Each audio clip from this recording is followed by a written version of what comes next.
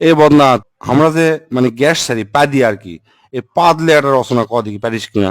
পাকস্থলীতে লুকিয়ে থাকা বায়ু বা বাতাস বিশেষ প্রক্রিয়ায় বায়ুপথে নির্গত হওয়াকে পাদ বলে। পাদ হচ্ছে মানব জাতির অতীব জরুরি একটা পন্থা। পৃথিবীর ইতিহাসে আজ পর্যন্ত কোনো বাপের বেটা বা বেটি নাই যে তাই পাদেনি। পাদ সবাই মারে।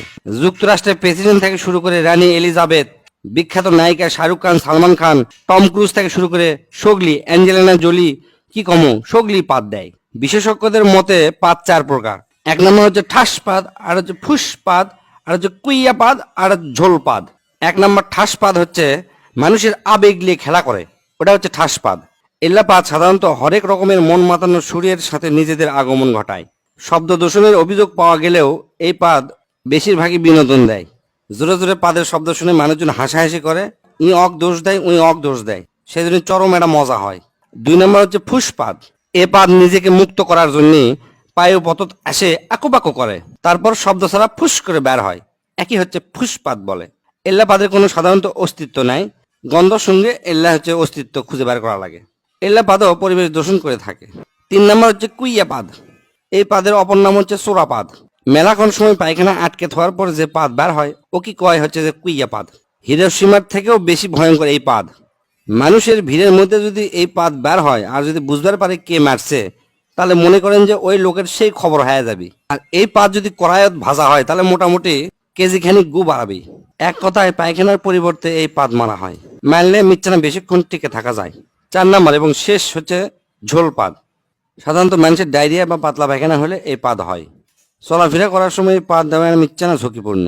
মিচ্ছানা নয়, ভালোই ঝুঁকিপূর্ণ। রিক্স নিয়ে পুক করে পাদ মারবেন, মনে হবে যে পাদই মারমো, কিন্তু তা নয়, পাদের সাথে ঝোল বের হয়া প্যান ট্যান সব হলুদ হয়ে যাবে। এই পাদের শব্দ সাধারণত ফ্যার ফ্যার ভ্যার ভ্যার। এক কথায় মানব জীবনে পাদের গুরুত্ব অপরিসীম।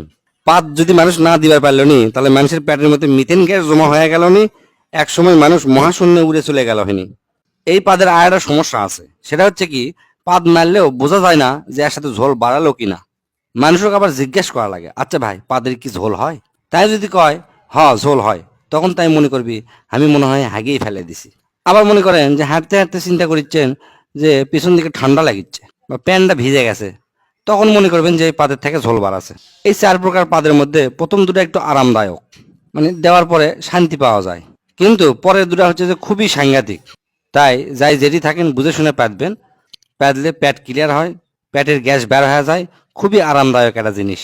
আর চার নাম্বার হচ্ছে ঝোল পাত দেওয়ার আগেই ডাক্তারের সাথে যোগাযোগ করবেন যেন ঝোল পাতটা না বের হয়। স্যার কেঙ্কা আছে? তুই তো আমাকে চোদ্দা মানে ফেলে দিল রে। তুই আমাকে এত সুন্দর করে বুঝে দিব আমি ধারণাও করবার পারিনি।